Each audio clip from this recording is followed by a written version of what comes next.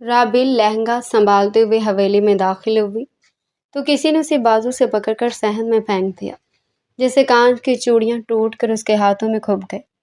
अभी वो संभल भी ना पाई थी कि एक जोरदार लात उसकी कमर पर पड़ी और उसकी चादर सर से खींच ली गई। गुस्से से भरपूर मरकानी ने उस पर चीखते हुए कहा कि वह इस घर में दुल्हन नहीं बल्कि वनी बनकर आई है।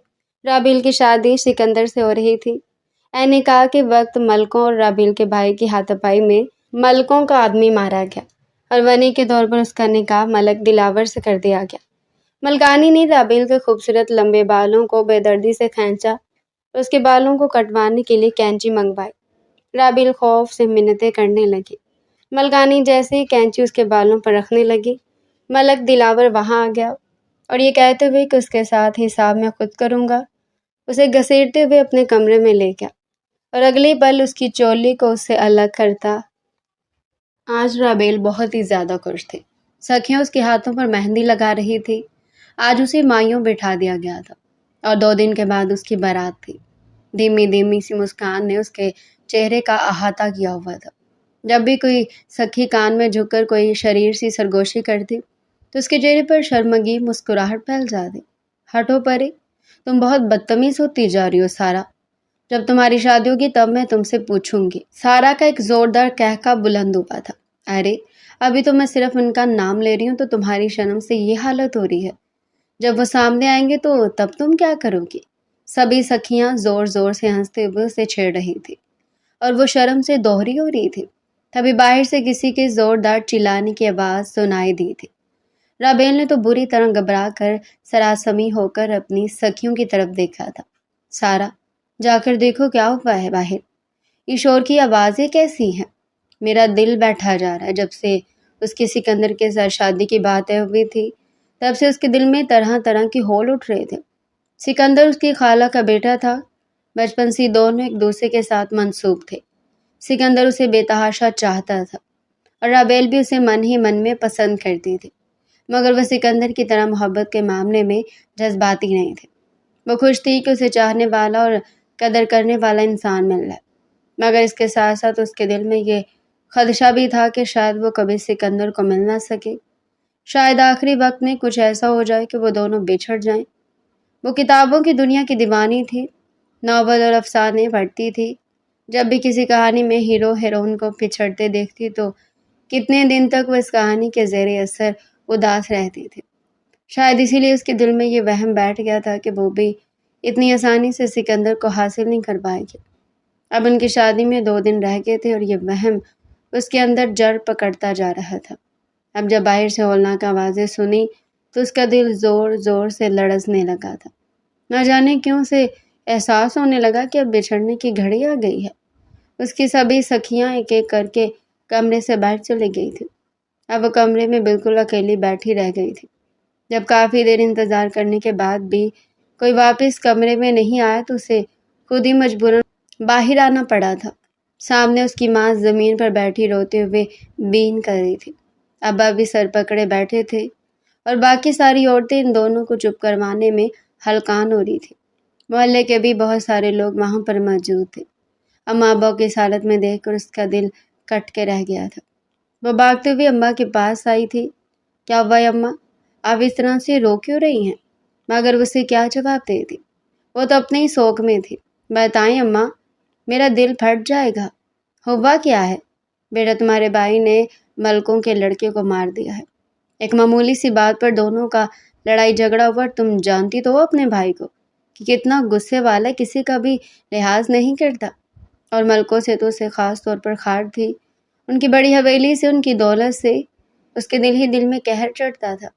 मैं इसी दिन से डरती थी कि कहीं इसका ये गुस्सा ये रंग ना दिखाए, और आज ये देखो, इसके गुस्से ने हमें कहीं का नहीं छोड़ा। वो अपनी अपनी जगह पर सुन्न होकर रह गई थी। अब्बा, भाई ने अगर मलकों के लड़के को मार दिया तो क्या भाई को जेल हो जाएगी? पुलिस उन्हें ले जाएगी? हमारा क्या होगा? अब्बा, हम भाई के बगैर कैसे रहेंगे? अब्बा ने उठकर उसके सर पर हाथ रखा था। अब क्या हो सकता है बेटी, शायद हमारी तकदीर में यही लिखा था। औलाद का सुख शायद हमारे नसीबों में है ही नहीं। रोते हुए वो अपने कमरे में बंद हो गए थे। वो घर जिसमें खुशियां झूम रही थी अब वहां पर मौत का समा था। وہ اپنی شادی کی خوشی کو بھول گئی تھی۔ سکندر کے گھر بھی اطلاع پہنچ گئی تھی۔ وہ لوگ بھی بھاگے بھاگے گھر آئے تھے۔ پورا گاؤں اب ان کے گھر میں جمع تھا۔ طرح طرح کی بولیاں تھیں۔ کوئی پنچایت میں جانے کا مشورہ دے رہا تھا تو کوئی نعمان کو خود کو پولیس کے حوالے کرنے کا مشورہ دے رہا تھا۔ نعمان کہاں تھا، کس حال میں تھا، اس بارے میں کوئی بھی نہیں جانتا تھا۔ ملکوں کے لڑکے کے ساتھ لڑائی کر کے وہ وہاں سے غائب ہو گیا تھا۔ پولیس جگہ جگہ پر اس کی تلاش میں چھاپے مار رہی تھی۔ پولیس گھر میں بھی آئی تھی۔ نعمان کے بارے میں ضروری معلومات لے کر وہ وہاں سے واپس چلے گئے۔ انہوں نے نعمان کے باپ کو بھی دھمکی دی کہ اگر وہ 2 دن تک خود کو پولیس کے حوالے نہیں کرے گا تو اس کے گھر والوں کو تھانے لے جائیں گے، اور یہ حکم ملکوں کی طرف سے آیا ہے۔ یہ سن کر وہ لوگ خوف سے کام کر رہ گئے تھے۔ 2 دن کے بعد بیٹی کی شادی تھی، اور اب یہ سب کہیں سکندر اور اس کے گھر والے شادی سے انکار نہ کر دیں۔ مگر جتنا سکندر رابیل کو دیکھنے کے لیے بےتاب تھا، اسے اندازہ تھا کہ کچھ بھی ہو جائے وہ کبھی رابیل سے دستبردار نہیں ہو سکتا۔ اور پھر 2 دن کے بعد سب کچھ بدل گیا تھا۔ ماں باپ رابیل سے نظر چرانے لگے تھے۔ وہ جو کل تک اپنے ہاتھوں پر سکندر کے نام کی مہندی لگا رہی تھی، اب سکندر کی جگہ ملک دلاور کا نام اس کے نام کے ساتھ لگا دیا گیا تھا۔ وہ بری طرح حیران و پریشان تھی۔ قسمت کی ستم ظریفی پر اسے یقین نہیں آ رہا تھا۔ اماں، کیا کہہ رہی ہیں آپ؟ میری شادی ملک دلاور کے ساتھ؟ مگر کیسے اماں؟ میری شادی تو سکندر کے ساتھ ہو رہی تھی، جو میرا بچپن کا منگیتر ہے۔ ماں نے اس کے منہ پر ہاتھ رکھ کر چپ کروا دیا تھا۔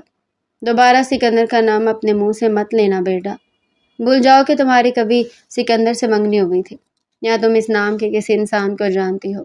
اب تمہاری زندگی میں صرف اور صرف ملک دلاور ہی ہوگا۔ اس کے علاوہ کسی اور کے بارے میں سوچنا بھی تمہارے لیے گناہ ہے۔ اماں، میرے ساتھ ایسا کیسے کر سکتی ہیں؟ اور وہ آدمی جس کے بھائی کو 2 دن پہلے میرے بھائی نے مارا ہے، وہ آدمی بھلا میرے ساتھ شادی کے لیے کیوں کر تیار ہو؟ بیٹی، وہ تمہیں ونی میں لے کر جا رہے ہیں۔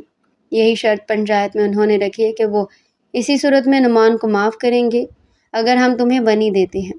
یہ بات انہوں نے نظر چراتے ہوئے کہی تھی۔ رابیل تو پھٹی پھٹی نگاہوں سے ماں کو دیکھنے لگی۔ اماں، آپ میرے ساتھ ایسا کیسے کر سکتے ہیں؟ کیا میں آپ کی سگی اولاد نہیں ہوں؟ اپنے بیٹے کو بچانے کے لیے آپ لوگ میری قربانی دے رہے ہیں، یہ جانتے ہوئے بھی کہ حویلی میں میرے ساتھ کیا سلوک کیا جائے گا۔ بیٹی، اسے اپنی قسمت سمجھ کر قبول کر لو۔ مجھے یقین ہے کہ تم اپنے اخلاق سے، اپنی سیرت سے ملک دلاور کا دل جیتنے میں کامیاب ہو جاؤ گی۔ اماں بہت بھولی تھی یا اسے معصوم سمجھ رہی تھی جو اسے یہ سنہری خواب دکھا رہی تھی؟ ورنہ وہ بھی جانتی تھی کہ جو لڑکی حویلی میں ونی ہو کر جاتی ہے اس کی کوئی بھی عزت نہیں ہوتی۔ وہ تو اپنی مرضی سے سانس تک نہیں لے پاتی۔ رابیل پھٹی پھٹی بے بسی کی نگاہوں سے اپنے ماں باپ کو دیکھ رہی تھی جو اسے نظریں چراتے پھر رہے تھے۔ رابیل کی سکھیاں اس کے گھر میں آ گئی تھی۔ اسے پتہ چلا کہ ابھی کچھ دیر بعد اس کے ملک دلاور کے ساتھ نکاح ہے۔ وہ لال جوڑا جو اس نے بہت شوق سے بنوایا تھا، اب وہ پہنتے ہوئے یوں محسوس ہو رہا تھا جیسے وہ کفن پہن رہی ہو۔ سکھیوں نے زبردستی اس کا میک اپ کیا تھا، بالوں کا اونچا سا جوڑا بنایا، اور جب اس کے سامنے آئینہ رکھا تو اپنے سوگوار روپ کو دیکھ کر کتنے لمحوں تک وہ خود پر سے نظریں ہٹا نہیں سکی تھی۔ ملک دلاور تمہیں دیکھے گا تو دیکھتے ہی تمہارا دیوانہ ہو جائے گا۔ دیکھنا میں انسان تمہیں سر آنکھوں پر بٹھائے گا، تم سے اتنی محبت کرے گا کہ تم سارے دکھ درد بھول جاؤ گی۔ سکھیوں کی بات پر وہ اتنے زور سے ہنسی کہ ہنستے ہنستے اس کے آنسو نکل آئے، اور پھر آنسوؤں کی جیسے جھڑیاں لگ گئی تھی۔ مت رو رابیل، تمہاری قسمت میں یہی لکھا تھا۔ ادھر وہ سکندر ہے، اس نے بھی اپنی حالت خراب کی ہوئی ہے۔ سبھی سمجھا سمجھا کر اسے تھک گئے ہیں، مگر اسے ہوش نہیں آ رہا۔ سکندر کے نام پر اس کے دل میں ایک کانٹا سا چبھا تھا۔ تھوڑی دیر کے بعد ہی رخصتی کا شور اٹھ گیا تھا۔ اماں اس کے اوپر چادر اڑا کر اسے باہر لائی تھی۔ ڈولی میں بٹھا کر اسے حویلی میں لایا گیا تھا۔ اس کے دل میں کسی قسم کی کوئی خوش فہمی نہیں تھی۔ وہ اپنے سارے جذبات کو اپنے سینے میں دفن کر کے حویلی میں آنے کے لیے تیار ہوئی تھی، مگر پہلے قدم پر اس کا اتنے برے طریقے سے استقبال کیا جائے گا یہ تو اس کے وہم و گمان میں بھی نہیں تھا۔ ابھی وہ لہنگا سنبھالتے ہوئے حویلی کے دروازے سے اندر داخل ہوئی تھی کہ کسی نے اسے بازو سے پکڑ کر صحن کے بیچوں بیچ پھینک دیا تھا۔ گھٹنوں کے بل وہ زمین پر گری تھی۔ کانچ کی چوڑیاں کتنے ہی ٹکڑوں میں ٹوٹ کر اس کے ہاتھوں میں جا کر کھپ گئی تھی۔ تکلیف کی ایک لہر اس کے پورے وجود میں پھیل گئی تھی۔ اپنا ایسا استقبال دیکھ کر اسے اندازہ ہوا کہ باقی کی زندگی اس حویلی میں کیسی گزرنے والی ہے۔ ابھی وہ اٹھ بھی نہ پائی تھی کہ ایک زوردار لات اس کی کمر پر پڑی۔ وہ دوبارہ سے زمین پر گر گئی۔ اس کے منہ سے سسکاری نکل گئی۔ اگلی پل اس کی چادر کو کھینچ کر سر سے اتارا گیا تھا۔ اس نے سر اٹھا کر دیکھا، ملکانی آنکھوں میں غصہ، لہو اور نفرت لیے اسے ہی گھور رہی تھی۔ کیوں رے چھوری، کیا سمجھ رہی تھی تم؟ دلہن بن کر آؤ گی اور تمہارا دلہن کی طرح استقبال کیا جائے گا؟ یہ سرخ جوڑا، یہ میک اپ، یہ جولری، کس کی اجازت سے یہ سب پہنا ہے تم نے؟ ہاں، تم اس گھر میں دلہن بن کر نہیں، ونی ہو کر آئی ہو۔ وہ عورت پاگلوں کی طرح رابیل پر ٹوٹ پڑی تھی۔ اس کے گلے سے ہار نوچ نوچ کر پھینکنے لگی تھی۔ اس کے ہاتھوں سے چوڑیاں اتار اتار کر پھینکنے لگی، اور پھر اس نے اس کے بالوں کو بھی زور زور سے پکڑ کر کھینچنا شروع کیا تھا۔ رابیل کے وہ لمبے بال جن کا اس کی سکھیوں نے بہت خوبصورت سا جوڑا بنایا تھا، اور جوڑا بناتے ہوئے بار بار اس کے بالوں کی تعریف کر رہی تھی۔ تمہارے بال تو بہت لمبے اور بہت گھنے ہیں رابیل، ان کا جوڑا بنانے کے لیے تو نقلی بال لگانے کی ضرورت ہی نہیں ہے۔ اور وہ ان کی بات پر خوش بھی نہ ہو سکی تھی، اور اب اس کے وہی بال ملکانی کے ہاتھ میں تھے۔ وہ اس پر بری طرح سے پل پڑی تھی۔ پھر وہ اپنی ملازمہ خورشیدہ کی طرف منہ کر کے زور سے دہاڑنے لگی۔ اندر سے کینچی لاؤ، تم سب سے پہلے میں اس کی لمبی چوٹیاں کاٹوں گی۔ ملکانی کی بات سن کر وہ خوف سے کانپ اٹھی تھی۔ نہیں ملکانی جی، خدا کے لیے ایسا مت کریں، میرے بال مت کاٹیے گا، مجھے میرے بال بہت پسند ہے۔ وہ تو ان کے پاؤں پکڑ کر زور زور سے رونے لگی تھی۔ ملکانی نے نفرت سے اسے پرے دھکیلا تھا۔ خبردار اگر اپنے ناپاک ہاتھ میرے پاؤں کو لگائے تو تمہیں یہ بال بہت پسند ہے، میں تمہارے یہ بال کاٹ ڈالوں گی، تمہارا چہرہ بگاڑ ڈالوں گی۔ تمہیں کیا لگتا ہے یہ خوبصورتی دکھا کر تم میرے بیٹے کو اپنے جال میں پھنسا لو گی، اسے پاگل کر لو گی؟ ایسا کبھی نہیں ہوگا۔ میں ملک دلاور کو کبھی تمہارے قریب تک نہیں آنے دوں گی۔ تم اس کے نام پر اس حویلی میں تباہی ہو، مگر تمہیں کبھی اس کی بیوی بننا نصیب نہیں ہوگا، اتنی تمہاری اوقات نہیں ہے۔ خورشیدہ کینچی لے کر آ گئی تھی۔ ملکانی نے اس کے سارے بالوں کو کاٹ کر اس کی آنکھوں کے سامنے پھینکا تھا، اور پھر زور زور سے ہنسنے لگی تھی۔ لو دیکھو اپنے خوبصورت بال، کیسے انہیں سجا سنوار کر یہاں پر لائی تھی۔ یہ بول رہی تھی کہ یہ ونی ہو کر آئی ہے اور ہم ایسی لڑکیوں کو جوتے کی نوک پہ رکھتے ہیں۔ ملکانی تو اسے گالیاں دے دے کر اسے مار مار کر تھک بھی نہیں رہی تھی، اور وہ پٹتے پٹتے جیسے نڈھال ہو گئی تھی۔ اس کا لال جوڑا کئی جگہ سے پھٹ گیا تھا۔ کتنا شوق تھا کہ اسے کہ وہ شادی پر لال رنگ کا لہنگا پہنے گی، اور آج لگ رہا تھا جیسے اس لال جوڑے میں جگہ جگہ پر کانٹے ہیں جو اس کے وجود میں کھبتے جا رہے ہیں۔ مار کھاتے کھاتے وہ بے ہوش ہو گئی۔ اسے خبر بھی نہ ہو سکی، جب آنکھ کھلی تو وہ ایک ٹوٹی پھوٹی چارپائی پر پڑی تھی۔ اس کی چارپائی جانوروں کے باڑے کے قریب تھی۔ ایک طرف چھپر ڈال کر رابیل کو وہاں چارپائی پر لٹا دیا گیا تھا۔ جب وہ اٹھنے کی کوشش کرنے لگی تو اس کا جوڑ ٹوٹ رہا تھا۔ ابھی بھی اس کے جسم پر وہی لال لباس تھا، جگہ جگہ سے پھٹا ہوا اور جگہ جگہ سے خون آلود۔ جسم کی چوٹیں اسے نڈھال کر رہی تھی۔ پیاسے حلق میں گویا کانٹے اگ گئے تھے، مگر یہاں پر کس سے پانی مانگتی؟ پانی کی جگہ پر اسے زہر نہ پلا دیتے یہ لوگ؟ وہ بامشکل اپنے قدموں پر چلنے میں کامیاب ہوئی تھی۔ 2 قدم اور آگے آئی تو لڑکھڑا کر زمین پر گر پڑی۔ اسے جانوروں کے باڑے سے کچھ فاصلے پر ایک پانی کا گڑھا نظر آیا تھا، اور وہ جلدی سے اس گھڑے کے پاس گئی تھی۔ ایک ہی سانس میں اس نے کتنے گلاس پانی کے چڑھا دیے تھے۔ اسی وقت ایک گاڑی وہاں سے گزری تھی، اور پھر رابیل کو اس طرح دیکھ کر وہ گاڑی وہیں پر رک گئی۔ گاڑی میں اس وقت ملک سجاول تھا، جو کہ آج ہی امریکہ سے واپس آیا تھا۔ اس نے جب اس خوبصورت سی لڑکی کو جانوروں کے باڑے میں اس حالت میں دیکھا تو وہ بری طرح حیران ہوا تھا۔ حویلی میں آج کیا ہوا تھا؟ ابھی وہ اس بارے میں کچھ نہیں جانتا تھا، کیونکہ اسے ابھی یہاں پر آئے ہوئے محض چند پل ہی ہوئے تھے۔ وہ گاڑی سے اتر کر رابیل کے پاس آیا تھا۔ کون ہو تم؟ اور تمہیں کیا ہوا ہے؟ اتنی تکلیف میں کیوں لگ رہی ہو؟ اور اس گندی جگہ سے پانی پی رہی ہو تم؟ رابیل نے سر اٹھا کر ملک سجاول کی طرف دیکھا تھا، اور وہ تو جیسے ان آنکھوں میں ڈوب گیا تھا۔ کتنی خوبصورت تھی وہ، اس کی آنکھوں میں کتنا حسن تھا، کتنا دکھ تھا۔ اس کے چہرے کے نقوش بھی بہت ہی زیادہ خوبصورت تھے، مگر اس کے چہرے پر جا بجا تھپڑوں کے نشان تھے، اور ہونٹ بھی ایک جگہ سے پھٹا ہوا تھا۔ سجاول تو اپنی جگہ پر سنو کر رہ گیا۔ مجھے بتاؤ تم کون ہو؟ کیا ہوا ہے تمہارے ساتھ؟ میں رابیل ہوں، میں اس حویلی میں بنی ہو کر آئی ہوں۔ رابیل کے الفاظ سجاول پر جیسے بجلی بن کر گرے تھے۔ کیا کہا؟ بنی ہو کر آئی ہو؟ ہاں، میرا ملک دلاور کے ساتھ نکاح ہوا ہے۔ سجاول نے اسے حیرت سے سر سے لے کر پاؤں تک دیکھا تھا۔ بامشکل 19-20 سال کی لڑکی اور اس کی جو حالت تھی، وہ چیخ چیخ کر بتا رہی تھی کہ حویلی کی عورتوں نے اس کے ساتھ کتنا ظلم کیا ہے۔ سجاول کا دل دکھ سے بھر گیا تھا۔ وہ زور زور سے خورشیدہ کو آوازیں دینے لگا تھا۔ خورشیدہ، یہاں پر آؤ۔ خورشیدہ بھاگتے ہوئے وہاں پر آئی تھی۔ جی سائیں، بی بی جی کو کوئی صاف ستھرے کپڑے دو، انہیں میں ہسپتال لے کر جانا چاہتا ہوں۔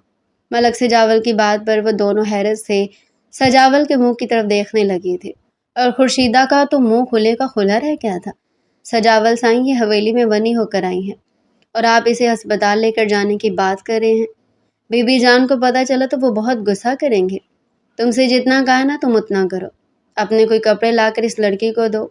خورشیدہ پھر اسے اپنے کمرے میں لے گئی۔ اس وقت چاند سو رہی تھی۔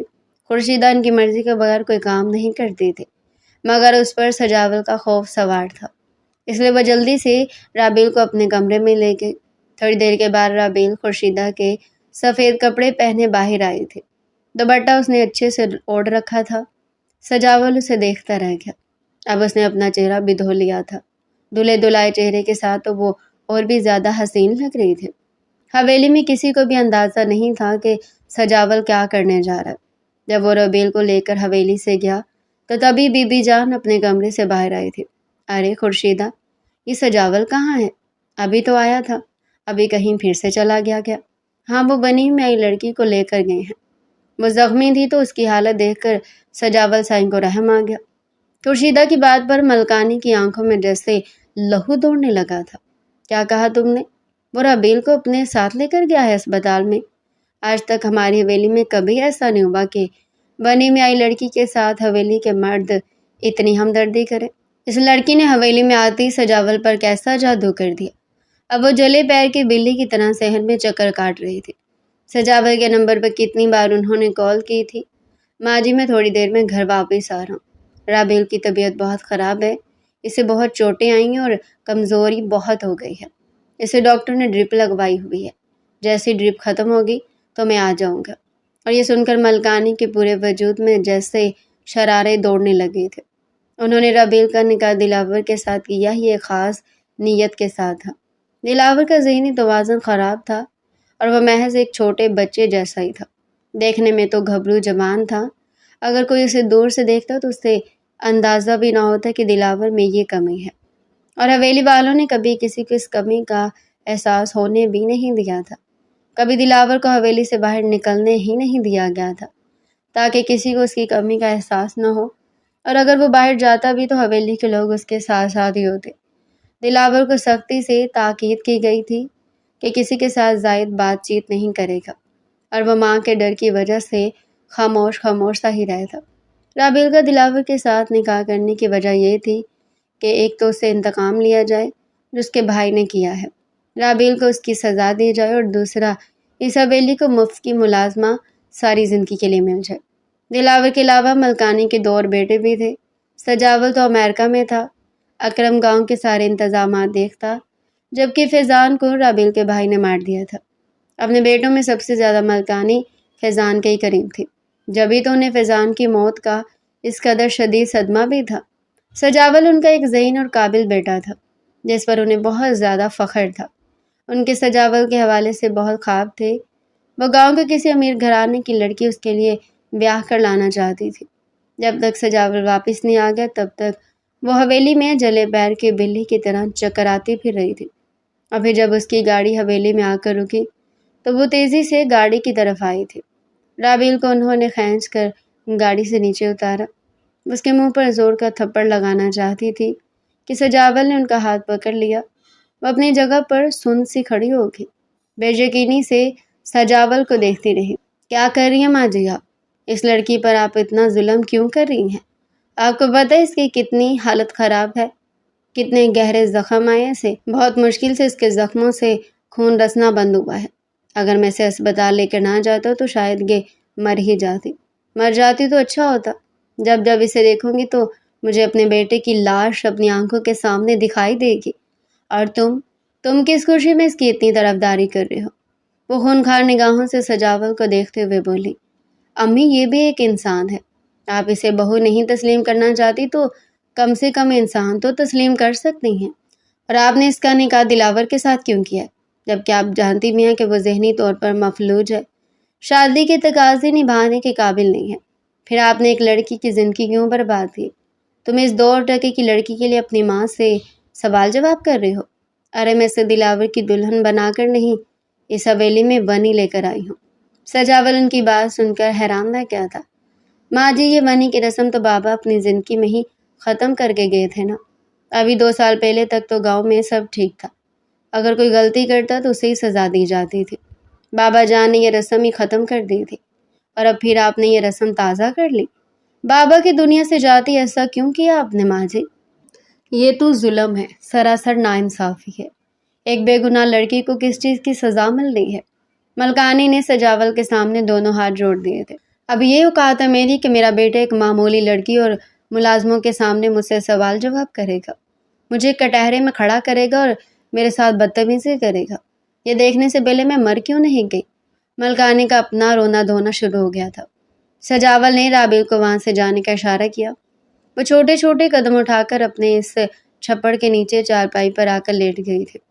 اسے خورشیدہ نے اچھے سے سمجھا دیا تھا کہ یہی تمہارا ٹھکانہ ہے، یہیں پر ہی اب تم نے رہنا ہے۔ اب جلدی سے ٹھیک ہو جاؤ اور یہ بیماری کا ناٹک بند کرو، ورنہ ملکانی تمہیں اپنے طریقے سے ٹھیک کریں گی۔ اور ملکانی کے غصے کو تو وہ دیکھ ہی چکی تھی۔ ان کا جنون، ان کی نفرت اس کی جان لینے لگی تھی۔ تبھی وہ نوکرانی کی بات سن کر گھبرائی تھی۔ میں وہی کروں گی جو ملکانی کہیں گی، تمہارے لیے یہی بہتر ہے۔ خورشیدہ اسے گھورتے ہوئے وہاں سے چلی گئی۔ سجاول ماں کو لے کر کمرے میں آیا، کافی دیر تک انہیں منانے کی کوشش کرتا رہا۔ ان کے آنسو تھے جو تھمنے کا نام نہیں لے رہے تھے، اور یہ آنسو سجاول کو اپنے دل پر گرتے ہوئے محسوس ہو رہے تھے۔ اسے سمجھ نہیں آ رہی تھی کہ وہ اپنی ماں کو ان کی غلطی کا احساس کیسے دلائے، جنہوں نے ایک جیتی جاگتی لڑکی کی زندگی برباد کر دی تھی۔ اسے زندہ لاش بنانے پر تلے ہوئے ہیں، اور وہ لڑکی بھی وہ تھی جو پہلی نظر میں اس کے دل میں اتر گئی تھی۔ کاش کہ اس کا نکاح بھائی کے ساتھ ماں نے نہ کیا ہوتا تو میں ابھی اور اسی وقت اسے اپنی زندگی میں شامل کر لیتا، اسے اتنی خوشیاں دیتا کہ وہ اپنے سارے غموں کو بھول جاتی۔ اور ابیل وہ اس ٹوٹی پھوٹی چارپائی پر سونے کے لیے لیٹ گئی۔ اسے بہت بھوک لگ رہی تھی، مگر خورشیدہ نے اسے آج کھانا دینے سے منع کر دیا تھا۔ بی بی جان نے کہا کہ آج تمہیں کھانا نہیں دیا جائے گا، جو حرکت تم نے کی ہے نا، یہ اس کی سزا ہے۔ اور وہ تو کل سے بھوکی تھی، کل سے ایک نوالا بھی پیٹ میں نہیں ڈالا تھا، بھوک سے چکر بھی آ رہے تھے، ساری رات اسے مچھر بھی کاٹتے رہے، گرمی میں نیند ہی نہیں آئی۔ فجر کے قریب جا کر اس کی آنکھ لگی تو پھر خورشیدہ کے زور سے تھپڑ مارنے پر ہی اس کی آنکھ کھلی تھی۔ وہ ہڑبڑا کر اٹھ بیٹھی۔ سامنے خورشیدہ غصے سے گھور رہی تھی۔ ملکانی صاحبہ، ابھی تک آپ کی آنکھ نہیں کھلی؟ خورشیدہ کے لہجے میں طنز تھا۔ رابیل جلدی سے اٹھ کر کھڑی ہو گئی۔ وہ بس میں رات بھر سو نہیں سکی، صبح کے قریب میری آنکھ لگی تو اس وجہ سے۔ تمہیں میں نے کہا بھی تھا کہ صبح صبح تم نے جانوروں کے باڑے کو صاف کرنا ہے اور پھر انہیں چارہ بھی ڈالنا ہے۔ جلدی سے سارے کام کرو۔ رابیل کے لیے کام بہت مشکل تھا۔ ان کے گھر میں بھی تھوڑے بہت جانور تھے، مگر جانوروں کا سارا کام اس کے ماں باپ خود ہی کیا کرتے تھے۔ ماں تو اسے ایسے کسی کام کو ہاتھ تک نہیں لگانے دیتی تھی۔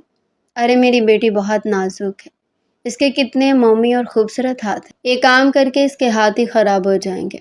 میں اپنی بیٹی سے کوئی کام نہیں کرواؤں گی۔ تب محلے کی کوئی نہ کوئی عورت اس کی ماں کو چھیڑتی، ارے بہن، کل کو جب تمہاری بیٹی اپنے سسرال میں جائے گی تو وہ لوگ تو اسے پلنگ پر بٹھا کر نہیں کھلائیں گے، وہ تو تمہاری بیٹی سے ہی کام کروائیں گے۔ میری بیٹی گیروں میں تھوڑی نہ جا رہی ہے، یہ تو اپنی خالہ کے گھر جا رہی ہے۔ خالہ اسے ہتھیلی کا چھالا بنا کر رکھے گی، اور سکندر، وہ تو میری بیٹی پر جان دیتا ہے، جان، وہ تو سارے کام خود ہی کر لے گا اور میری رابیل کو پلنگ پر بٹھا کر کھلائے گا۔ اور آج جب وہ اپنے ہاتھوں سے جانور کا گوبر اٹھا رہی تھی تو ماں کی بات یاد آ رہی تھی۔ وہ پھوٹ پھوٹ کر رو پڑی تھی، مگر پھر جلدی اس نے اپنے آنسو صاف کر لیے۔ اگر خورشیدہ یا ملکانی اسے روتے دیکھ لیتی تو نیا فساد کھڑا ہو جاتا۔ ملکانی تو اسے روتے دیکھتی تو 2 تھپڑ مزید لگا دیا کرتی۔ ارے یہ تو ہے ہی منحوس، اس گھر میں رو رو کر نحوست پھیلا رکھی ہے اس نے، اس کی وجہ سے میرا ایک بیٹا دنیا سے گیا۔ اب شاید یہ میری پوری حویلی کو ویران کرنا چاہتی ہے۔ جب سے ربیل اس حویلی میں آئی تھی، اس کی ابھی تک اپنے شوہر کے ساتھ ملاقات نہیں ہوئی تھی، اور وہ حیران تھی کہ وہ کیسا مرد ہے جس کا اتنی خوبصورت لڑکی کے ساتھ نکاح ہوا ہے اور وہ اس کو دیکھنے میں بھی کوئی دلچسپی نہیں رکھتا۔ آخر اتنا پتھر دل کو انسان کیسے ہو سکتا ہے؟ آہستہ آہستہ ربیل کے ذمہ پوری حویلی کے ہی کام آ گئے تھے۔ پہلے جانوروں کے بھاڑے کی صفائی، پھر باقی حویلی کی صفائی، پھر کھانا روٹی۔ رات گئے تک وہ فارغ ہوتی تو اپنی اس ٹوٹی ہوئی چارپائی پر گر کر بے خبر سوتی۔ اسے یہ بھی احساس نہ ہوتا کہ مچھر اسے پوری رات کاٹ رہے ہیں۔ جانوروں کے گوبر کی بدبو اس کے نتنوں کے ذریعے سے دماغ میں گھس رہی ہے۔ خاموشی اور صبر سے وہ وقت گزار رہی تھی، اور پھر ایک دن اس کی ملک دلاور سے ملاقات ہوئی تھی، جو وہ ایک چھوٹی سی بات پر ملازمہ کے ساتھ ضد کر رہا تھا۔ میں نے کہا، مجھے چاول ہی کھانے ہیں، ابھی میرے لیے چاول بنا کر لاؤ۔ خورشیدہ دلاور کو یوں پچکارنے لگی جیسے وہ ایک جوان جہان مرد نہیں بلکہ ایک چھوٹا معصوم سا بچہ ہو۔ دیکھیں بھلا ملک دلاور، آپ کے لیے چاول کھانا ٹھیک نہیں ہے، آپ کو ڈاکٹر نے منع کیا ہوا ہے، آپ کی طبیعت خراب ہو جائے گی۔ مگر وہ بالکل بچوں کی طرح ایڑیاں رگڑنے لگا تھا، بالکل بچوں کی طرح کرنے لگا، اور خورشیدہ بھی اسے بچوں کی طرح ہی پچکارتی رہی تھی۔ اور یہ منظر دیکھ کر رابل کے قدموں تلے سے زمین نکل گئی تھی۔ اس کا شوہر دماغی طور پر معذور انسان تھا، یہ تو اس کے گمان میں بھی نہیں تھا۔ وہ تو سمجھ رہی تھی کہ حویلی کے باقی لوگوں کی طرح اس کا شوہر بھی ایک مغرور انسان ہوگا، جو اپنی دولت اور بڑائی کے نشے میں چور ہو کر اس کے قریب آنے میں اپنی توہین محسوس کرتا ہے۔ مگر وہ تو اس کے قریب آنا دور کی بات ہے، رشتے کی نزاکت کو سمجھنے کی بھی حالت میں نہیں تھا۔ کتنی دیر تک وہ اپنی بربادی پر آنسو بہاتی رہی تھی۔ کسی سے شکوہ کرتی بھی تو کیا، اس کا اپنا باپ ہی تو اسے اس حالت میں پہنچانے کا ذمہ دار بنا تھا۔ اس کے دل سے ہوک سی اٹھی تھی، کاش کہ میں سکندر کی ہو جاتی، کاش کہ میری شادی کے بعد ہی بھائی یہ غلط کام کرتا تو تب میں اس زندگی کو گزارنے سے تو بچ جاتی۔ مگر پھر وہ اپنے خیال سے توبہ کرنے لگی، اگر میں یہاں نہ ہوتی تو یہ لوگ بھائی کے ساتھ کیا سلوک کرتے۔ شکر ہے کہ میں بھائی کی زندگی بچانے کا باعث بنی ہوں۔ وہ ایسی ہی تھی، نرم دل کی اور اچھے مزاج کی، جو اپنے بھائی سے بھی ناراض نہیں ہو سکی تھی، جو اسے اس حالت میں پہنچانے کا ذمہ دار بنا تھا۔ گاہیں باہیں اس کی سجاول کے ساتھ ملاقات ہو جاتی تھی، وہ ہمدردی سے اس پر نظر ڈال کر سر جھکا لیا کرتا تھا۔ وہ لاچار جب اس کے سامنے آتی تھی، سجاول کے لیے ایک امتحان بن کر آتی۔ وہ پہلی نظر میں اس پر اپنا دل ہار بیٹھا تھا۔ زندگی میں پہلی بار کوئی لڑکی پسند آئی تھی، اور ستم یہ کہ وہ لڑکی کوئی اور نہیں، اس کی اپنی بھابھی تھی۔ اگر وہ کسی کو بتاتا تو کتنی جگ ہنسائی ہوتی کہ اسے کوئی اور نہیں ملی۔ اپنے بھائی کی بیوی پر ہی بری نظر ڈالنے لگا۔ حسین اکرم زمینوں سے کافی دن کے بعد گھر واپس آیا تھا۔ زیادہ تر وقت وہ ڈیرے پر ہی رہتا تھا، گھر آتا بھی تو مختصر وقت کے لیے، مگر اس وقت وہ فصلوں کی کٹائی سے فارغ ہو چکا تھا، اس لیے آج وہ گھر پر صبح سے ہی نظر آ رہا تھا۔ وہ کچن میں خورشیدہ کو چائے بنانے کے لیے کہنے آیا تھا۔ اس کے کچھ دوست بیٹھک میں اس کا انتظار کر رہے تھے، مگر کچن میں خورشیدہ کی جگہ جب اس نے رابل کو دیکھا تو ایک لمحے کو اس کی نظریں اس کے خوبصورت چہرے پر جم گئی تھی۔ وہ مگن سے انداز میں برتن دھو رہی تھی، اپنے خیالوں میں کھوئی ہوئی وہ کسی اور ہی دنیا کی باسی لگ رہی تھی۔ ایسے لگ رہا تھا کہ کوئی حور اس دنیا میں غلطی سے آ گئی ہو۔ رابیل کو اپنے چہرے پر کسی کی نظروں کی تپش کا احساس ہوا۔ سر اٹھا کر دیکھا تو وہاں پر ملک اکرم کھڑا تھا، جو آنکھوں میں حوس زدہ چمک لیے اسے ہی دیکھ رہا تھا۔ رابیل کو عجیب سا احساس ہوا۔ ملک جی، کچھ چاہیے آپ کو؟ ہاں، مجھے بہت کچھ چاہیے، اکرم نے جیسے خود کلامی کی تھی۔ اس کی بات پر وہ حیران ہوئی۔ کیا مطلب؟ کیا چاہیے آپ کو؟ ابھی مجھے 5 کپ چائے بنا کر دو، اور ساتھ میں گرما گرم پکوڑے بھی بنا دینا۔ ٹھیک ہے ملک جی۔ اس کے علاوہ اور کچھ بھی چاہیے کیا؟ ہاں، اس کے علاوہ جو چاہیے وہ میں تمہیں رات میں بتاؤں گا۔ رابیل کو سر سے لے کر پاؤں تک وہ معنی خیز نظروں سے گھورتے ہوئے بولا، تو رابیل پوری طرح خوف سے کام گئی۔ یہ ملک اکرم کیا کہہ رہا تھا؟ اس کی آنکھوں میں اپنے بھائی کی بیوی کے لیے اتنی حوس کیوں نظر آ رہی تھی؟ کیا وہ مجھ پر بری نظر رکھے ہوئے ہے؟ یا اللہ، میں کیا کروں گی؟ میری زندگی میں تو پہلے اتنی مشکلیں ہیں، اگر اب یہ اکرم نامی مصیبت میں میری زندگی میں نازل ہوگی تو میں کہاں جاؤں گی؟ کسی سے یہاں پر کچھ کہہ بھی نہیں سکتی۔ ایک ملکانیہ جو میری جان کی دشمن ہے، ان کا بس نہیں چلتا کہ وہ میرے سانس لینے پر پابندی لگا دے۔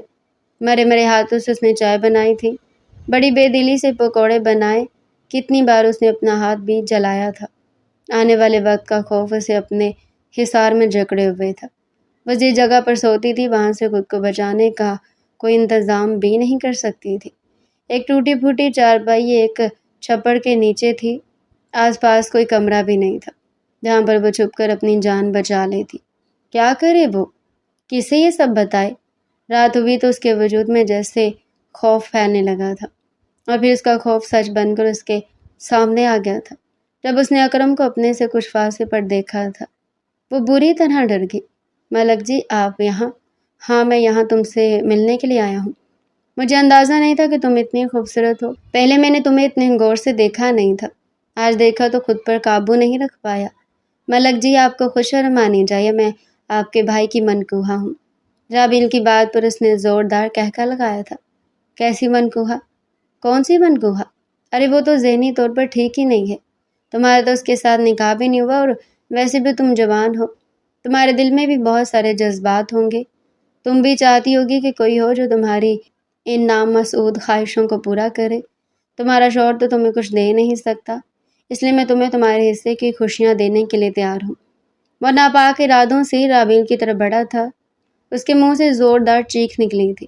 اس وقت ملک سجاول اپنے کمرے کی کھڑکی کھولے موسم کی خوبصورتی سے لطف اندوز ہوتے ہوئے چائے پی رہا تھا جب رابیل کی چیخ اس کے کانوں سے ٹکرائی تھی۔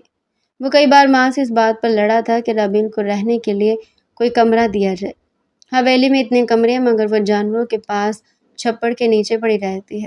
تب ماں نے اسے بری طرح ڈانٹا تھا، تم اس کی اتنی طرفداری مت کیا کرو، وہ یہاں ہی ٹھیک ہے۔ مگر ماں پھر بھی وہ جوان لڑکی ہے، گھر میں اتنی ملازم ہے، اگر کل کلا کو کوئی بات ہو جائے تو تمہیں فکر کرنے کی ضرورت نہیں ہے، میں یہی ہوں، میں سب سنبھالوں گی۔ اور اب سجاول کا خوف اس کے سامنے سچ بن کر آ گیا تھا۔ وہ جلدی سے کمرے سے باہر نکلا تھا، سیدھا اس نے رابیل کے چھپڑ کے نیچے آ کر ہی قدم روکے تھے، مگر سامنے کا منظر دیکھ کر اس کا خون کھول گیا تھا۔ رابیل پر حملہ کرنے والا کوئی اور نہیں، اس کا سگا بھائی تھا جس وقت اس کے ساتھ دست درازی کر رہا تھا۔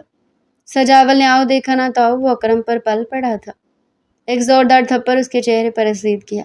اکرم اس صورتحال کے لیے تیار نہیں تھا، وہ بری طرح بوکھلا گیا۔ تم یہاں؟ ہاں میں یہاں، اور تم یہ کیا حرکت کر رہے ہو؟ شرم آنی چاہیے تمہیں، ہمارے بھائی کی بیوی ہے، یہ عزت ہے حویلی کی، اور تم اپنی عزت پر ہاتھ ڈال رہے ہو۔ ارے تم تو خواہ غصہ کر رہے ہو، میں تو ویسے ہی یہاں پر آیا تھا، اس نے مجھے اپنے پاس بلایا تو میں اس کی بات سننے کے لیے آ گیا۔ رابیل اس کی بات سن کر ڈر گئی۔ یہ جھوٹ بول رہے ہیں، میں نے انہیں نہیں بلایا، بلکہ میں تو انہیں سب کرنے سے روک رہی تھی۔ اکرم نے اسے کھا جانے والی نظروں سے دیکھا تھا اور اس کی نظروں سے بری طرح سے ڈر گئی تھی۔ یہ غلط سمجھ رہے، میں ایسی لڑکی نہیں ہوں، میں جانتا ہوں آپ کو صفائی دینے کی ضرورت نہیں ہے، اور اکرم تم جاؤ اپنے کمرے میں، دوبارہ میں تمہیں اس لڑکی کے آس پاس نہ دیکھوں۔ اب سجاول کے لیے سب برداشت کرنا مشکل ہو گیا تھا۔ اس نے اس وقت حویلی کا ایک کمرہ کھلوایا اور رابیل کو وہ کمرہ دے دیا۔ آج سے آپ اس کمرے میں رہیں گی، اور شام ہوتی آپ دروازہ اندر سے بند کر لیا کریں گی۔ رابیل نے مشکوک نظروں سے اسے دیکھا تھا اور وہاں سے چلا گیا۔ رابیل دروازہ بند کر کے آئی۔ کتنا خوبصورت کمرہ ہے، کتنے اچھے سے سجا ہوا، اتنا قیمتی سامان، کیا یہ میرا کمرہ ہے؟ بیڈ کو چھوتے ہوئے وہ بولی تھی۔ ایسے کمرے کا تو اس نے صرف خواب دیکھا تھا، اور آج سچ میں یہ کمرہ اس کی ملکیت بن گیا تھا۔ کاش کہ اس کا شوہر بھی ایک نارمل انسان ہوتا تو شاید اس کی زندگی سے مختلف ہوتی۔ دکھ سے یہ سب سوچتے نہ جانے کب وہ نیند کی وادیوں میں کھو گئی۔ جب اگلی صبح حویلی کے صحن میں سورج کی کرنیں بکھری تو ملکانی کے غیظ و غضب کا طوفان حویلی کے در و دیوار کو لرزانے لگا۔ انہیں جب معلوم پڑا کہ سجاول نے رابیل کو چھپڑ کی ٹوٹی چارپائی سے اٹھا کر حویلی کا ایک آراستہ پیراستہ کمرہ دے دیا ہے تو ان کے تن بدن میں آگ لگی۔ وہ گرجتی ہوئی سجاول کے کمرے کی طرف بڑھی اور دروازہ کھول کر زبردست دھماکے سے اندر داخل ہوئی۔ تم نے کیا حماقت کی ہے سجاول؟ تمہاری اتنی ہمت کیسے ہوئی کہ تم اس منحوس لڑکی کو حویلی کے اندر کمرہ دو؟ وہ فنی ہو کر آئی، اس گھر کی عزت یا بہو بن کر نہیں آئی۔ اسے اسی جگہ واپس پھینکو جہاں اس کی اصل جگہ ہے، وہ جانوروں کے بھاڑے کے قابل ہے، اس حویلی کے کمروں کی نہیں۔ سجاول جو آرام سے ڈریسنگ ٹیبل کے سامنے کھڑا اپنے کپڑے درست کر رہا تھا، ماں کے اس اچانک اور شدید رد عمل پر بالکل بے تاثر رہا۔ اسے نہایت سکون سے رخ موڑا اور ماں کی غضبناک آنکھوں میں آنکھیں ڈال کر دیکھا۔ اس کے لہجے میں ایسی ٹھنڈک اور پختگی تھی جس نے ملکانی کو ایک لمحے کے لیے چونکا دیا۔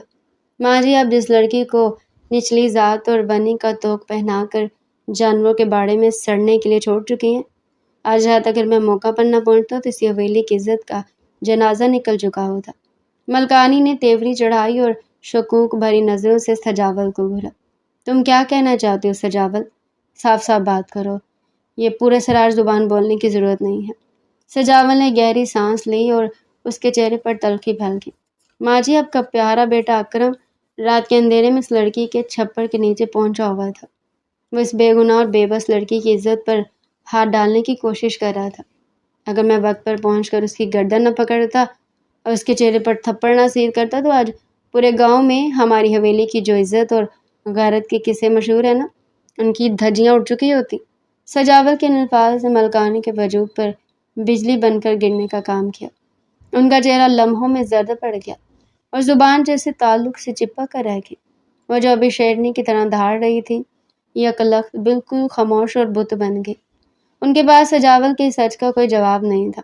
اکرم کے کرتوتوں اور اس کی ہوس پر مبنی حرکت سے وہ ناواقف نہیں تھے، مگر اس طرح اپنے ہی گھر میں بھائی کے منقوہوں پر بری نظر ڈالنا ایسا داغ تھا جسے وہ چاہ کر بھی دھو نہیں سکتی تھی۔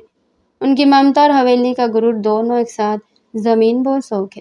وہ بغیر کچھ کہے خاموشی سے پیچھے ہٹی اور سر جھکائے اپنے کمرے کی طرف لوٹ گئی۔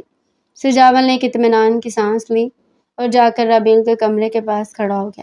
رابیل جو رات بھر خوف اور حیرت کے درمیان جھولتی رہی تھی، صبح ہوتے ہی کمرے کا دروازہ تھوڑا سا کھول کر باہر کا جائزہ لے رہی تھی۔ سجاول نے اسے دیکھا اور نرمی سے بولا، آپ کو کسی سے ڈرنے کی ضرورت نہیں، اس کمرے میں آپ محفوظ ہیں، شام ہوتی دروازہ اندر سے بند کر لیا کریں اور حویلی کا کوئی بھی شخص آپ کو زبردستی نقصان نہیں پہنچا سکے گا۔ رابیل کی آنکھوں میں تشکر کے آنسو تیرنے لگے۔ اس نے کچھ بولنے کی کوشش کی لیکن اس کا گلا روندا ہوا تھا۔ اس نے بس خاموشی سے سر جھکا کر سجاول کا شکریہ ادا کیا۔ اب رابیل کی زندگی کا نیا دور شروع ہو چکا تھا۔ اگرچہ حویلی کے تمام تر کام، صفائی ستھرائی، برتن دھونا اور کھانا بنانا اب بھی اس کے ذمے ہی تھے، لیکن اب اس کے پاس ایک محفوظ چھت اور دروازہ تھا جہاں وہ رات کو سکون کی سانس لے سکتی تھی۔ وہ صبح سویرے اٹھتی، اپنے سارے کام نپٹاتی اور دن بھر خاموشی سے اپنے درد کو پیتی رہتی۔ دلاور حویلی کے صحن میں بچوں کی طرح کھیلتا رہتا تھا اور رابیل دور سے اسے دیکھ کر اپنی قسمت پر کڑتی رہتی۔ ایک ایسا شوہر جو شوہر کے مرتبے اور رشتے کی نزاکت سے بالکل ناشنا تھا، جو محض ایک 7-8 سال کے بچے کے ذہن کا مالک تھا۔ رابیل سوچتی کہ کاش اس کی زندگی میں اتنے طوفان نہ آتے، کاش اس کا بھائی وہ قتل نہ کرتا اور کاش وہ اپنے سکندر کے ساتھ ایک سادہ مگر پرسکون زندگی گزاری ہوتی۔ مگر حقیقت کی تلخی اسے بار بار تازیانے مارتی تھی۔ دنوں کے بعد ہفتے اور ہفتوں کے بعد مہینے گزرنے لگے۔ حویلی کے سخت ماحول میں سجاول کی ہمدردی اور اس کی خاموش حفاظت رابیل کے لیے کسی ٹھنڈے سائے سے کم نہیں تھی۔ سجاول جب بھی ڈیرے سے یا باہر سے آتا تو اس کی نظریں سب سے پہلے رابیل کو تلاش کرتی تھی، اس کے چہرے پر چھائے ہوئے ملال کو پڑھنے کی کوشش کرتا۔ وہ دل ہی دل میں رابیل کو اس حد تک چاہنے لگا تھا کہ اس کا ہر دکھ سجاول کو اپنا دکھ لگتا تھا، مگر وہ حویلی کی روایتوں اور رشتے کی پابندیوں کے سامنے مجبور تھا۔ وہ جانتا تھا کہ اگر اس نے ذرا سا بھی اپنے جذبات کا اظہار کیا تو ملکانی اور اکرم مل کر رابیل کی زندگی مزید جہنم بنا دیں گے۔ اس لیے وہ اپنے جذبات کو سینے میں دفن کیے خاموشی سے اس کی حفاظت کرتا رہا۔ پھر ایک دن قسمت نے ایک نیا موڑ لیا۔ حویلی میں گرمیوں کی ایک دوپہر تھی جب حویلی کے تمام مرد اور ملازمین اپنے اپنے کاموں میں مصروف تھے۔ ملکانی اپنے کمرے میں سو رہی تھی اور خورشیدہ کچن کے کاموں میں مشغول تھی۔ دلاور جو عام طور پر حویلی کے اندر ہی رہتا تھا، اسے باہر جانے کی بالکل اجازت نہیں تھی۔ اس دوپہر موقع پا کر حویلی کے بڑے اور بھاری دروازے کو کھلا دیکھ کر باہر نکل گیا۔ باہر گلی میں ایک رنگ برنگی تتلیاں اڑ رہی تھی اور دلاور بچوں کی طرح اس تتلی کے پیچھے بھاگنے لگا۔ وہ حویلی کے حد سے نکل کر گاؤں کی مین پکی سڑک پر آ گیا۔ وہ اپنے ہی دھن میں تتلی کو پکڑنے کی کوشش کر رہا تھا اور اسے اس بات کا ذرا برابر بھی احساس نہیں تھا کہ وہ سڑک کے بیچوں بیچ کھڑا ہے اسی وقت تیز رفتاری سے آتی ہوئی ایک بھاری بھرکم ٹریکٹر ٹرالی سڑک کے موڑ سے نمودار ہوئی۔ ڈرائیور نے گاڑی کو روکنے کی بھرپور کوشش کی اور زوردار بریک لگائے، لیکن گاڑی کی رفتار اتنی تیز تھی کہ وہ دلاور کو بچا نہ سکا۔ ایک خوفناک دھماکے اور چیخ کے ساتھ دلاور گاڑی کے نیچے آ گیا۔ حادثہ اتنا ہولناک تھا کہ موقع پر اس کی روح پرواز کر گئی۔ جب حویلی میں یہ خبر پہنچی تو جیسے قیامت ٹوٹ پڑی۔ خورشیدہ بھاگتی ہوئی اندر آئی اور چیخ چیخ کر ملکانی کو اٹھانے لگی۔ بی بی جان تباہی ہوگی، دلاور سائی کا باہر سڑک پر ایکسیڈنٹ ہو گیا ہے۔ ملکانی ننگے پاؤں باہر کی طرف بھاگی۔ پورا گاؤں سڑک پر جمع ہو چکا تھا۔ جب ملکانی نے اپنے جوان بیٹے کی خون میں لت پت لاش دیکھی تو وہ حواس باختہ ہو کر لاش پر گر پڑی اور بین کرنے لگی۔ رابیل بھی حویلی سے بھاگتی ہوئی باہر آئی اور اس ہولناک منظر کو دیکھ کر اس کا دل دہل گیا۔ حویلی میں ماتم بچھ گیا۔ سجاول اور اکرم کو اطلاع دی گئی تو وہ بھی بدحواس ہو کر پہنچے۔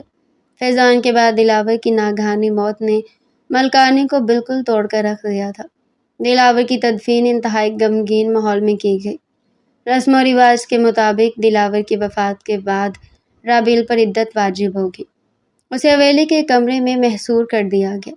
رابیل جو پہلے ایک زندہ لاش کی طرح زندگی گزار رہی تھی، اب عدت کے دنوں میں اور بھی زیادہ الگ تھلگ ہوگی۔ وہ دن بھر اللہ کے حضور رو رو کر دعائیں مانگتی اور اپنے گناہوں کی معافی مانگتی۔ اگرچہ اس کا کوئی قصور نہیں تھا، وہ سوچتی کہ شاید اس کی ذات ہی منحوس ہے کہ جس گھر میں بھی گئی وہاں خوشیوں کی جگہ ماتم نے لے لی۔ عدت کے یہ 4 مہینے اور 10 دن رابیل کے لیے کسی شدید تنہائی اور کرب کے دن تھے۔ سجاول اس دوران انتہائی خاموشی سے اس کا خیال رکھتا رہا۔ وہ خورشیدہ کے ذریعے اس تک بہترین کھانا اور تمام ضروری سامان پہنچاتا رہا۔ سجاول کے دل میں اب ایک نیا عزم جنم لے چکا تھا۔ وہ اب رابیل کو اس ظالم حویلی اور اس کی بھیانک رسموں کے رحم و کرم پر مزید نہیں چھوڑنا چاہتا تھا۔ وہ جانتا تھا کہ عدت ختم ہوتی ملکانی اور اکرم مل کر یا تو اسے واپس جانوروں کے بھاڑے میں پھینک دیں گے یا اسے کسی اور بدترین عقوبت خانے میں دھکیل دیں گے۔ اس لیے اس نے ایک بڑا فیصلہ کر لیا تھا۔ جیسے ہی رابیل کی عدت کے ایام مکمل ہوئے اور اس نے غسل صحت کیا تو حویلی کا ماحول حسب معمول کشیدہ تھا۔ سجاول نے شام کے وقت ملکانی کے کمرے میں قدم رکھا۔ ملکانی اپنے بستر پر بیٹھی تسبیح پڑھ رہی تھی اور فیضان اور دلاور کے غم میں سوکھ کر کانٹا ہو چکی تھی۔ سجاول نے ان کے پاس جا کر قدم روکے اور انتہائی سنجیدہ اور محکم لہجے میں بولا، ماں جی مجھے آپ سے ایک انتہائی ضروری بات کرنی ہے۔ ملکانی نے تسبیح روکی اور سجاول کی طرف دیکھا۔ بول سجاول، کیا بات ہے؟ سجاول نے بغیر کسی ہچکچاہٹ کے صاف الفاظ میں کہا، رابیل کی عدت آج مکمل ہو چکی ہے۔ میں رابیل سے نکاح کرنا چاہتا ہوں۔ سجاول کے الفاظ ملکانی کے کانوں میں کسی زہر کی طرح اترے۔ ان کے ہاتھ سے تسبیح چھوٹ کر گر پڑی اور ان کا چہرہ شدید غصے اور حیرت کی وجہ سے سرخ ہو گیا۔ وہ جھٹکے سے بستر سے اٹھ کھڑی ہوئی اور چیختے ہوئے بولی، تم نے کیا کہا؟ تم اس منحوس لڑکی سے نکاح کرنا چاہتے ہو؟ تمہاری ہمت کیسی ہوئی میرے سامنے کھڑے ہو کر ایسا سوچنے کی بھی؟ سجاول تمہارا دماغ خراب ہو گیا ہے؟ اس حویلی میں بنی ہو کر آئی تھی، وہ ہمارے دشمن کی بہن ہے۔ اس نے ہمارے بیٹے فیضان کا خون پیا اور اس کے منحوس قدموں کی وجہ سے میرا دلاور بھی مجھ سے چھن گیا۔ تم اس ذلیل اور نچلی ذات کی لڑکی سے نکاح کی بات کرتے ہو؟ میں زندہ رہتے کبھی اس لڑکی کو اس حویلی کی بہو نہیں بننے دوں گی۔ وہ یہاں ہمیشہ نوکرانی بن کر ہی رہے گی۔ میں اسے اس حویلی میں ایک لمحے کے لیے بھی برداشت نہیں کر سکتی، لیکن بہو کے روپ میں ہرگز نہیں۔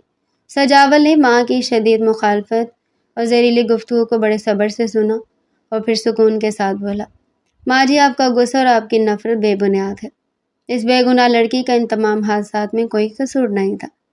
وہ یہاں منی بن کر آئی تھی اور اس نے اپنے بھائی کے گناہ کی سزا کاٹ لی ہے۔ اب وہ بیوہ ہے اور اسلام اور قانون مجھے اس سے نکاح کرنے کا پورا حق دیتا ہے۔ میں اسے اس حویلی میں نوکرانی بن کر ذلیل ہوتے ہوئے مزید نہیں دیکھ سکتا۔ ملکانی نے غصے سے کانپتے ہوئے کہا، اگر تم نے اس لڑکی کا نام دوبارہ اپنے منہ سے لیا تو میں تم سے اپنا دودھ بخشوانا بند کر دوں گی۔ میں تمہیں اس حویلی سے اور اپنی جائیداد سے آ کر دوں گی۔ تم میری پسند کی کسی امیر اور شریف خاندان کی لڑکی سے شادی کرو گے، اس منحوس سے نہیں۔ سجاول نے ایک ٹھنڈی آہ بھری اور بولا، ماں جی جائیداد دولت میرے لیے کوئی معنی نہیں رکھتی۔ میں نے اپنا فیصلہ کر لیا، میں رابیل کو اس ذلت سے نکال کر عزت کی زندگی دوں گا۔ سجاول وہاں سے مڑا اور سیدھا رابیل کے کمرے میں گیا۔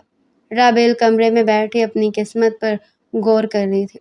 جب سجاول نے ادنا قدم رکھا، اس نے رابیل کی طرف دیکھا اور نرمی سے بولا، رابیل، اب یہاں رہنے کا وقت ختم ہو چکا ہے، آپ میرے ساتھ شہر چل دی ہیں۔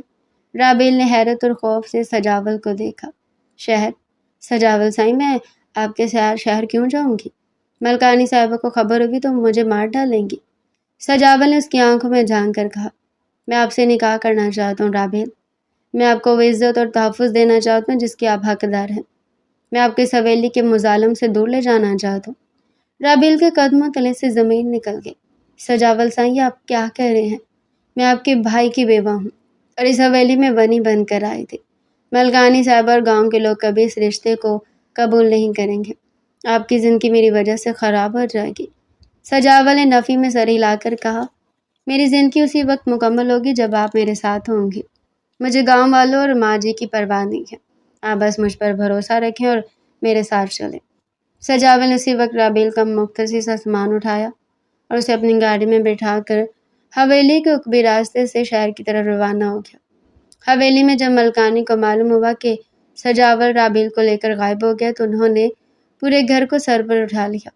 اکرم نے بھی غصے میں آ کے سجاول کو تلاش کرنے کی کوشش کی، لیکن سجاول نے تمام راستے بند کر دیے تھے۔